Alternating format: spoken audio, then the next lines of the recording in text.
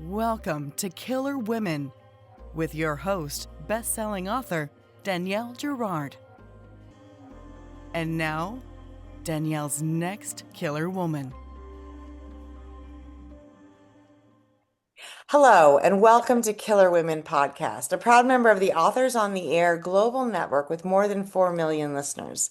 I am your host, suspense author Danielle Girard, and my guests today are Anne Burt and Christina Baker Kline. Christina is the #1 New York Times bestselling author of 8 novels, including The Exiles, Orphan Train, and A Piece of the World. Published in more than 40 countries, her novels have received the New England Prize for Fiction, the Maine Literary Award, and a Barnes & Noble Discover Award, among other accolades, and have been chosen by hundreds of communities, universities, and schools as one book, one read selections. Christina divides her time between New York City and Maine. While Please Don't Lie is her first thriller, she has a penchant for writing characters who meet untimely ends. Anne Burt's debut novel, The Dig, was an ABA IndieNext pick, the Strand Book Store's top mystery selection for spring 2023, and IndieNext leads Thrills and Chills reading group title for summer 2024. Anne is also the editor of My Father Married Your Mother, Dispatches from the Blended Family, and co-editor with Christina Baker Kline of About Face, Women Write About What They See When They Look in the Mirror. Her essays and fiction have appeared in numerous publication and venues, including Salon, NPR, and the Christian Science Monitor. She's a past winner of Meridian's Editor's Prize in Fiction, and graduated from Yale University with a BA in History and from New York University with an MFA in Creative Writing. She lives in New York City, Weston, Connecticut, and the dark corners of her own imagination. Welcome, ladies. Thank you. What incredible bios. I was like, I gotta shorten these. I'm like, I can't shorten these. These are too beautiful. So this is super exciting. It's really fun to have you. Listeners, this is Christina Baker Kline and Anne Burt's new first thriller, Please Don't Lie. So ladies, before we dig into all the fabulous things about this book, tell us a little about the story. Great. Anne, do you want to start? Sure, I am happy to start. So, Please Don't Lie is set in this very rugged and very beautiful Adirondack mountain town that we invented called Crystal River. The novel follows a young woman, Haley Stone, who is hoping to rebuild her life after these absolutely devastating losses in her past. So she's newly married and she relocates from New York City with her new husband to the town where he grew up. The past, however, follows her to the mountains, and she finds that running away is not as easy as it seems. And a lot of things happen once they get a lot of bad things have happened, and a lot of bad things will happen. Right? That's what we love. Thriller readers love bad things, which is sort of twisted and sick. So this is so interesting. This is your first book together, and I think it's the first book either of you guys have collaborated on at all, right? We did. It's actually the second. We Okay, did an anthology. We did a collection of stories that we commissioned and edited called About Face. It was for a small press, but we were really interested. Anne and I have collaborated in lots of ways over the years. So we did this anthology for Seal Press, and the question was, the title is About Face, and the subtitle is what do you see? What do women see when they look in the mirror? Something like that. I can't remember exactly, but we asked women of all kinds of backgrounds and ages about sort of identity questions. And the interesting thing is when you look at that book and then you look at this book, you can really see a through line. But we've also collaborated on worked on an imprint for a publishing house for a while. We were asked to do. We worked on a screenplay. We worked on a podcast. So we've had a lot of opportunities to kind of, sort of figure out how we work best together. And this novel idea actually emerged out of being asked to write. We wrote an outline for what became this thriller, and we realized that it was so fun that we wanted to keep it for ourselves. I love that. Well, so you guys have done a lot of collaboration, but writing it, plotting a novel and writing a novel together is different. And we've had co-authors on the show before, and a lot of times in those books you see there's points of view that are different, right? You've got four co-authors, four points of view, and in this you guys are obviously right in there together in every chapter. So tell us a little bit about how that worked. How did you guys write this? How did you actually do the sort of day-to-day work on the book? Yeah. So we knew from the beginning that we did not want this to be alternating voices. That the excitement for us, because we each have a solo career and we are very engaged in what we're doing there. This was a really different opportunity, and it was an opportunity for us to try together to make something new to both of us. So what we've done in our process day to day is, as Christina mentioned, we started with an outline, but it was a robust outline, and that's not how either of us works on a solo level. But that was important because it was world building. So we had, by the time we were ready to write, about like a 65-page single-spaced outline of the world. And that was Like a key. screenplay, basically. Yeah, yeah. It's 120 pages. Yeah. That's right. And that was key because we wanted to alternate drafts to start, but we had to trust that we were working out of the same world with the same goals and intentions. Because as you know, as a writer, Danielle, once you start writing, things happen Yeah. off outline. But to have that grounding together, we gave each other the creative freedom to play as well as stay in the world we built. So the way that we did this book was I banged out the first draft based on our outline, sent it over to Christina. She took it even deeper and broader and took it to the second draft. By the third draft, we were doing sentence by sentence together, either across from the table at one of our apartments in New York or over Zoom with Google Docs. And then finally, we read every line of this book out loud to each other to make sure that the voice was Real time. neither Christina's voice nor my voice, but what we've now started to call our third voice. Yeah. There was a part of it, Anne, that I think helped us establish that voice, which is that we wrote we sold the book with the proposal and 3 chapters that we wrote together, like sitting across from each other and passing paragraphs back and forth. And I think that set the tone for the voice we would have. So I think it was whatever the 3 chapters were, I think that's right. 30 or 40 pages. But we realized early on that our shared voice wasn't just kind of a result of our own two styles merging, but also in a way specific to this genre: faster, darker, Right. more twisty, paragraph endings, quick chapters, Yeah. all that kind of stuff that we in our own writing haven't done in quite that way. Right. So it was kind of a melding of both genre and style for us that created who we are as our shared writing voice. That's so fun. So were there moments, I'm so curious now, of course, to hear. So when you got the first draft completed, Christina, were there moments where you were like, I did not see this coming? Were there real, or was it because you had done such a solid job on that outline? Was it more or less in the rails as you expected it? Well, what happened for 2 answers, and then Anne can give her version of that answer or give her own answer. But first of all, we had done such a tight outline. It wasn't that I was surprised by the story. It was that I was surprised by like little moments that I loved in the writing. I mean, Anne and I both would go back and forth with like, oh my God, that line or the twist here, the little whatever. So I loved that. I loved being inside her mind that way. And then second, we had we did such intense, revisions that a lot of our real twists came when we were together, and things that we hadn't anticipated in the outline emerged. And what I feel is true about our novel, and a reason that I think some people may say they're not surprised, but truthfully, we surprised ourselves. Yeah. There were things that happened in the final 2 drafts that twisted things in a direction that we had not planned on. So it's like the characters' traits were already in there. So it could be this, it could be that, it could be that, it could be that. But we didn't even quite know who would be doing exactly what. We thought we did, but we didn't. So I think and it just emerged out of character, I think, for us. Very much so. So fun. Yeah, all of that is really part of what also was so fun for us. It was really great. I will also add, and this is about why our collaboration is working and continues to work. I trust Christina now I give her garbage.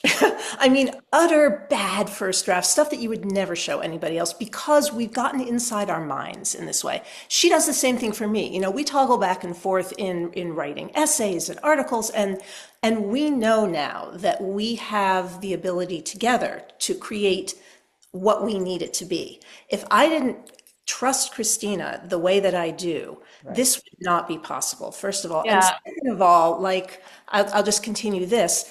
For me, the delight of being able to have Christina's brain with my mind is the surprise. That's the surprise to me. Not the characters, it's the sort of the beautiful twists and turns that you, Christina, add to the process that just makes my thinking better and more fun and more interesting. So it's really like having the ideal experience. It's so much fun. So It's fun. if you don't mind, I'll just continue on that. If I, first of all, Anne doesn't give me garbage. Like I never get garbage. I know, Um, I'm sure garbage, right? Yeah, yeah. I hear you. Um, no, Raw, never raw get stuff. garbage. It's But I love that she can feel, and I can too, 100% free to say, this page might, God only knows. I came up with this thought, like, should it go here? I don't even know. It's almost like for both of us, I love to be edited, and Anne does too. I mean, with a With a skillful good editor, right, right. and, some people don't, but we both are very responsive. So I think, and we both trust, as Anne said, trust each other completely intellectually. So, like, I, she knows I'm always trying to make it, we're always trying to impress each other. Is what I'm trying to say. Like, we're Yeah. always trying to, like, I don't want to give a draft back to Anne or give a section back that isn't as good as I could make it, knowing that she's going to carry the baton forward. Yeah. So there are two things that I just want to stress for anyone who's thinking about collaborating. One is that you have to respect your co-author as much as you respect yourself. You Yeah. have to be, you don't have to, if you're walking on eggshells, run Yeah. because you can't have a partner you're afraid of offending or who might take something personally. Or I mean, I think Anne and I both know our words are our words. It's a big soup and we're Yeah. creating this together. And the second thing I would say is you must believe, well, first of all, you must commit to working as hard as your partner. You must also believe and trust that your partner is going to work as hard as you are. So Yeah. I never feel like, oh, I'm doing all the work, or I mean, Right. I'm always afraid, like, is Anne working harder? And so we're right now we're writing like at least a dozen essays we've written and done Q&As in the last few weeks that are all leading up to the publication. And our writing voice is just so fluid. We're in and out of our Q&As, we're in and out of our essays together. Right now, we both went to Yale, so right now we're writing an essay for the Yale Alumni Magazine about what it is about basically how going to Yale might have had led us to this in a way, in some Yeah. ways, even Yeah. though we We didn't overlapped for a know each year, but we didn't know each other. Yeah. Um, but in writing it, we're both like, oh yeah, that's interesting, like that aspect. We both took the same class, with the same Oh, syllabus, that's interesting. syllabi at different actually. times, though. We took a number of the same classes. And so we actually have this shared body of knowledge. We had never really thought about this before. That's, yeah. But what writing the book together and then writing essays about our experience has taught us is kind of how without even realizing it, there were a lot of factors that led us to this situation Mhm. that are really nice to think about. So let's talk about these women because I'm curious to know, I mean, I, so how were they born? Was when you were sort of thinking about, because Crystal River, as Anne and I kind of talked about briefly before we started, it is its own character, right? The town has all this, nuance and it's eerie and it's cold and it's one of those places where you can get snowed in and be stuck for months. It's got the coyotes, the howling of the coyotes at night in this beautiful but all glass house. There's all this really wonderful texture to the town. But the women, the people that populate, and really it's four main characters. It's two couples, and then there's a woman who sort of comes and goes from town. But it's a really tight little cast, right? But I'm curious to know sort of how the women were. I'm always more interested in the women. Oh That's yeah. So are we. So right. Don't tell everyone, but that's why. So Well, how were they I born? think the title of your podcast Yes, gives it away. give it away. Gives it away. Yeah. Spoiler. Yeah. Great. So I'll start, and then Yes. Christine, just sort of toss it over to you.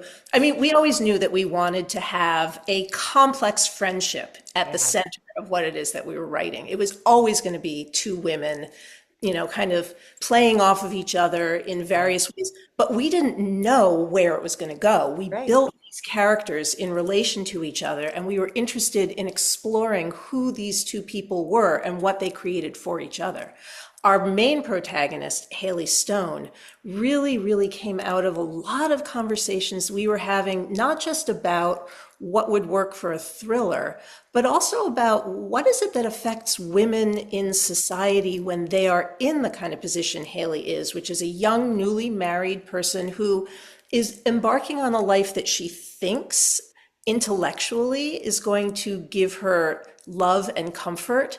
But then what are the forces that created that thought that she had, and how can they turn dark? And when they do, where does that leave her? So, for example, we, in addition to diving into her character herself, we're talking about some of the self-help industry as well. That was wonderful. Really leans in on, in lieu of really kind of parents. She's 30. She lost her family in an early tragedy. That's not a spoiler. That happens right in the beginning of the book. And she's creating a new life for herself without a lot of scaffolding. Right. A lot of us turn to scaffolding in the popular culture to try and see and guess, especially at that age and stage of life, like, are we doing this right? What does it mean to do it right? And so that actually plays a big role in Haley's development and in Megan, her friend, and other interesting female character in their connection as well. Right. Right. I mean, Anne and I want this thriller to be really fun and fast-paced and, is fairly light in some ways, but we bring to it a whole sort of feminist cultural ideology about, we read Rebecca Traister and Sarah Peterson and all these cultural critics. And so we have this shared language too of what is happening to women in society these days, where are changes happening for good and for probably setting things back. It's also not a spoiler to say that our next thriller is a trad wife thriller. Oh. And we're exploring the whole trad wife industry. So it's really been fun. There's a book out now that's a trad wife thriller. It's been fun to see the progress of that book as well. But Anne and I are just sort of like in our own process and our own conversations, going really deep into these subjects that kind of in our book we don't handle in a sort of academic way, but it's part of right. But I actually love that you're right. There's nothing academic. It's a super fun, like super fast read. Part of Killer Women, the thing that I love the most is to sort of dig into, the motivations of the characters and how the authors build those characters, because they are really interesting. And I do think as women, community is really sort of like at the very core of how we create identity and how we sort of create strength, because of course we're not as physically strong as men, but we build this sort of the scaffolding of our lives with women. So with other women and generally, and men, but a lot of it I think is created from those friendships, sisters, that kind of, and obviously Haley doesn't have that, right? Because she, as you said, she sort of lost her family. And I love the idea that when you take her out of, she lived in New York City and now she lives in this tiny town. And so all that, her best friend Emily visits very briefly, but there's not, like, she doesn't have the community, the support that she had. And it really does, I think we know this from our own experiences as women who've lived decades and decades, we know what it's like when those elements are removed from us and how vulnerable it makes us and how we start to, I mean, Haley does all those things. She starts to question, like, is it me? Is there something going on? Like, am I and that is like, it feels so universal. I think that's what I love about these stories is that we're reading them because they're fast and fun, but at the core of them is also something that touches the very sort of essence of who I think we are as women. And that is what's really fun. Yeah, I mean, and she, like so many women, thinks that the marriage that she is making with Brandon is going to serve the role of what community needs for her. And it doesn't. I don't think that's a spoiler either, because it often doesn't. You touched on sisterhood, Danielle. That's a really important idea in Haley's Yeah. mind because she feels like she failed her younger sister Yeah. in many ways at the beginning of the book. You know, her younger sister had a lot of issues and, terrible things happened to her when Haley wasn't there. She grew up in Right. Florida, and that's where her sister and her parents lived. So she's already really torn up inside about who she is. Is she a reliable sister? What does that mean? And that plays itself out in real time with this new friend, Megan, Yes. who really, comes into Haley's life kind of like a house on fire. Wow. And Haley needs that and Yes. wants it. And so she's craving not only because of this community that she's unfamiliar with, but because of this loss and this hole that she has in her heart Yeah. of thinking, I was a bad sister once. Can I be in a sister-like relationship and heal myself Right. through this? You know, she's seeking that as well. She's really a seeker, our Yes. Haley. We're Yes. our Haley. We love Haley. Haley it's also not a spoiler to say that we felt very protective of our poor little Haley in the book. I mean, she's plucky and she's, as Anne said, a seeker, and she's gonna find her way. But it was the thing about writing a thriller, and really any novel, is that you have to create obstacles for your protagonist, Yeah. right? In a thriller, they're often life or death. So that makes it the stakes are very high. And, sort of thinking about that and how people in our novel are in harm's way, and sort of then what happens to them all of that was new for us and really exciting to play out.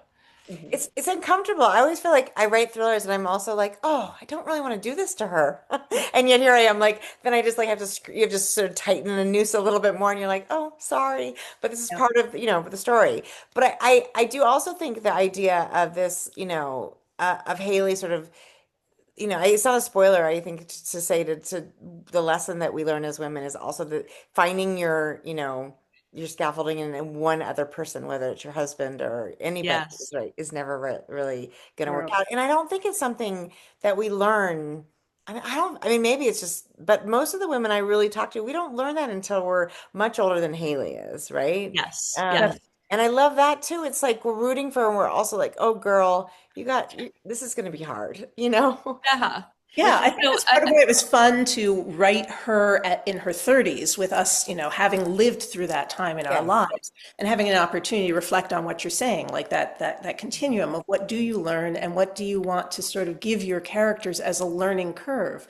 Because one of the great things about writing psychological thrillers is that that you're going to have to figure out how your protagonist goes through these horrific experiences and figures something out by dint of her own, wits and learning. yeah. So that's a really exciting part of this genre. And there's also a really interesting play between Megan and Haley about around money, right? Because Haley has, unfortunate events, inherited money. Her parents are gone, and Megan is much, she's struggling that way. And we see this also, of course, because there are, everybody comes into their own different times, and people inherit wealth or don't ever inherit wealth, or have to make their ends meet completely on their own. And you see that, and that's another sort of level of conflict, which I think is really interesting, in in people this age, because at that point you really are like still trying to figure out how you're going to make it, and particularly because both of them are sort of creative, right? Megan is trying, she's a spiritual person and she's trying to write, and we as writers we know that is not a Yeah. super easy way to make a living. So it's like, that's another sort of level of, and yet I think Haley sort of looks at that, and in some ways that's, she's probably she has a little bit of like, envy that Megan has this passion and Haley's still trying to figure out just like how to put back the pieces of her life. So there's a real push and pull with that too, which those characters work really well, sort of opposed to one another. We had a great time working on class and money, and with all four of our central characters, and actually members of the town as well. Yes. Yeah. Character named Cheryl, who lives in town and has a chip on her shoulder, and Yeah. everyone's aware of Brandon and Haley in this kind of architect designed house that you see on the cover of Yes. the book. And so it was really fun to play with what role these people coming into their lives who may or may not want something from them, Hmm. and create this real sense of imbalance and, perhaps class conflict was all of those were skirmishes that were fun to play with, and also to just create texture for the book. I mean, that's one of the things about writing a thriller, is that you have all these aspects the way you do in a literary novel, but oftentimes they're writ large because you've got the threat of some giant thing that's happening, or multiple even events that are pretty catastrophic. You're just taking things to ratcheting things up to such Yes. a level. Life and death. I love People those have been things. asking me lately is if our book is gory or bloody. People who don't read thrillers are that's part Yeah. of what they don't want to do. And Anne and I have kind of realized, because we're working on the second, we're well into the second one. We don't do that. We're not doing that. It's not at all, really. I mean, there are people, unfortunately, do meet their ends. But we're not kind of It's a focused on thriller. If nobody aspect of died, it wouldn't be a thriller.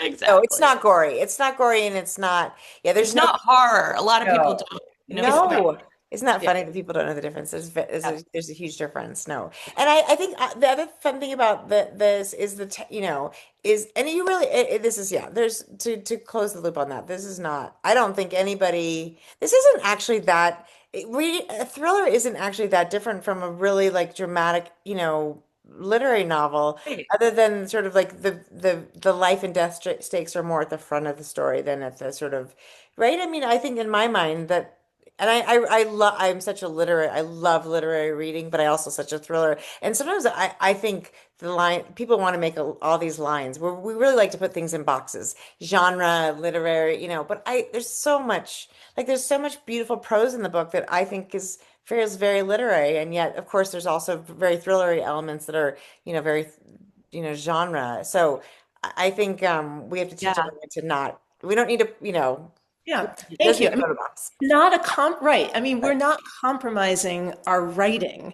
Our Mm-mm. writing is our writing. We have Right. pretty darn high Yes. standards, Yes. Yeah. and we feel strongly that we adhere to those darn high standards. Yes. We went through this word by word. This was not, Yes. and it was always figuring out how to put it in service of this story and this genre and Yeah. these characters. And so, like any book, Yeah. they require different rhythms, Yeah. really, I think you can say. And the rhythm of this book adheres to what a psychological thriller needs. And we're staying in this town for the next book, which is right, which is super Yeah. interesting. So there's some we can't talk about who's in the book, and we won't ask you there are no spoilers on Killer Women, so we won't ask, because obviously they have to survive the first book in order to be in the next book. But the town is so interesting, and I imagine the other thing that we didn't really address, but that is absolutely also a factor is, and you know this, I'm sure from, your experiences of living, like for instance, Christina in Maine, there are people in those towns who live there all year. And then there are people who come, right, for parts of the year. And there's that sort of insider outsider. And, once you've been there, you've come enough years, you're sort of an insider, but there's still the people who just show up one summer and, want things to be a certain way. And so there's that sort of, there's also tension. There's just so many wonderful layers of tension in the book and in the town that you can see exactly how you will launch yourself into the next book. So um, Well, that's, we actually chose the Adirondacks purposely because I have this long history of being in Maine, growing up yeah. there, having a place there. And Anne always had a house in the Berkshires, Mhm. and then was also in North Adams, Right. I Massachusetts. lived there full time for in a very small town for a couple of Okay. years. Yeah. Yeah. So we had these, we knew we had kind of similar Yeah. experiences, and we chose the Adirondacks because we also know it quite well. Neither of us have lived there, but we are in New York and are Yeah. often. Right.